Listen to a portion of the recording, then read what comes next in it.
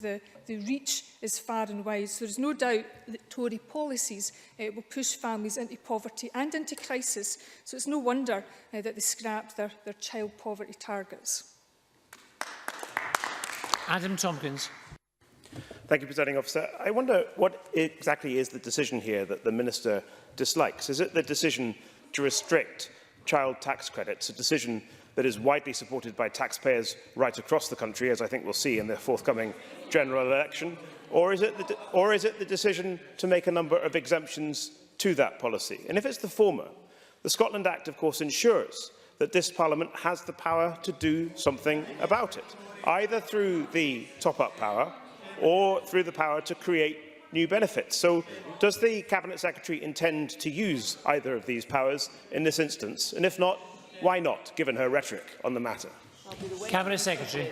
Well, there's nothing like a bit of rhetoric from the Tories, or indeed a bit of deflection from a policy that is anti-women, anti-family, and absolutely fundamentally wicked, and a policy that violates the human rights of women.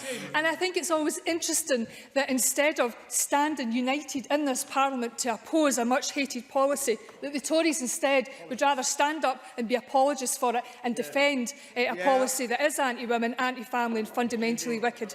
And they always expect, it's always wonderful that Mr Tomkins expects the women in this Parliament and the women in this government to clear up the mess of his government. And he always expects this government to mitigate the mistakes of his government, and he expects this government and this Parliament and the people of Scotland to pay twice, because whether it's the 15% of the social security system, of social security spend that's in the process of being devolved to Scotland, or indeed the 85% of the social security system that will remain reserved, we are all entitled to expect a social security system that is fair and a social security system that does not penalise women and children. And of course this policy isn't just wrong for women and children in Scotland, it's wrong for women and children right across the UK.